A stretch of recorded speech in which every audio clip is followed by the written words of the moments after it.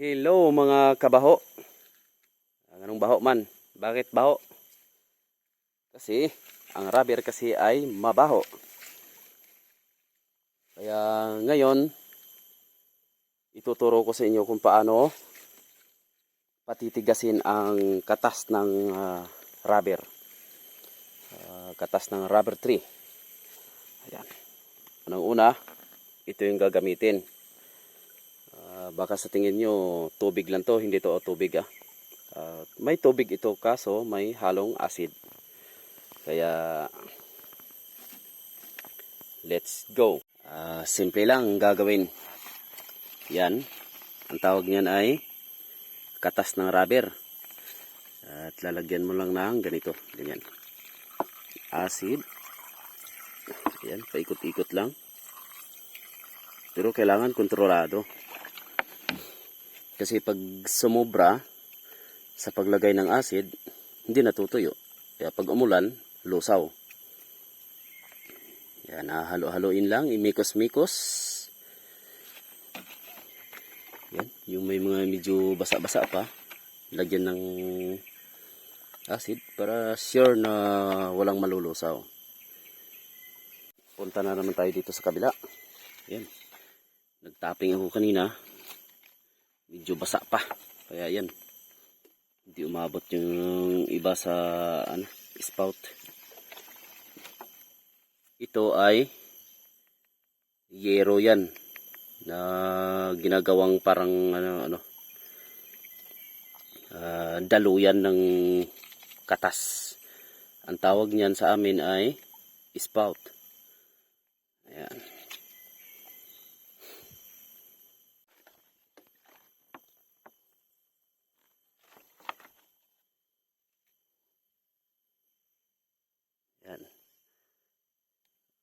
Medyo mahina. Kasi ilang araw nang hindi natapingan to. Paano?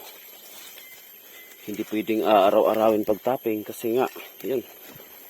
Dahil sa panahon ngayon, laging makulimlim. Tuwing gabi, umuulan. Yan, tumutulo pa yung iba. Yan. Salamat na rin nakaipon. Sinubukan ko magtapping kanina kaso wala, hindi kaya. Sobrang basa talaga. Sobrang basa pa ng puno. Puno ng rubber. Kaya kunti lang natapingan ko.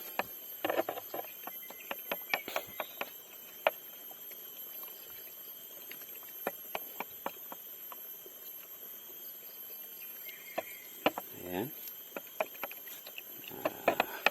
Hanggang sa pagtuyo niyan,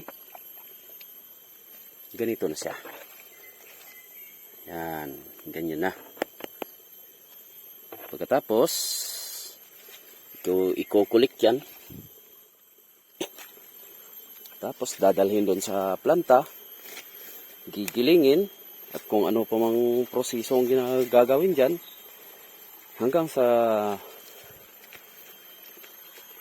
magiging gulong, yung iba chinilas, o kahit anong produkto na rubberize. Dito galing yan sa rubber tree.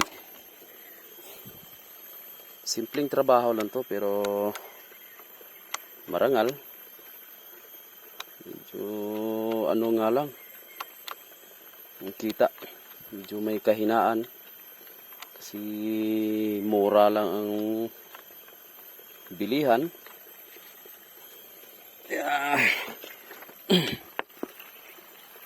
Income namin dito sakto lang hanggang sa pangbigas.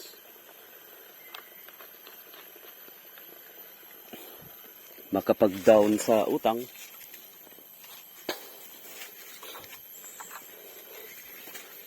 Sana nga darating ang araw na magmamahal na ang bilihan ng rubber dito sa amin sa Cotabato.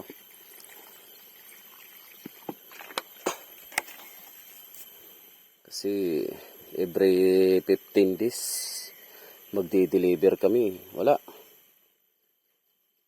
Kulang pa rin. Kasi nga mura. Mura ang bilihan ng rubber dito sa amin ngayon. Ano lang. 36.50 pesos ang isang kilo.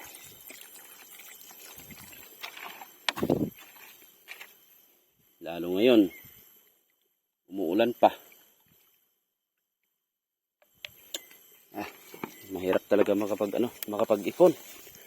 Lalo na ito lang pinag-aasahan. Rubber lang. Tapos may estudyante ka pa. Okay lang sana kung hindi ko makain ng bigas. Okay lang sana kung pwedeng ipastol, ayan. Hindi siguro magugutom. Sobra pa siguro ang kita sa loob ng 15 days. Yeah. Kulang talaga ang kita. Pero tuloy lang ang laban. Yan nga sabi nila, walang sukuan hanggang makamit ang pangarap. Para sa pamilya, para sa sarili, para sa estudyante.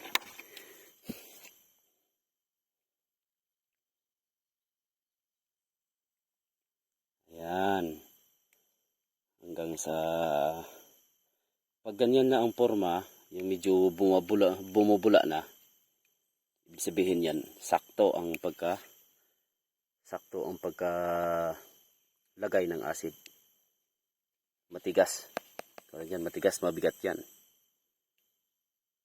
Oh, humanag yun. Oh, tapos na ang pag-acid ko, kaya uwian na. Baka maabutan tayo ng ulan. Maraming salamat sa panonood. Kaya sana huwag kayong magsasawa sa panonood. Maraming salamat. God bless. Bye-bye mga karaber.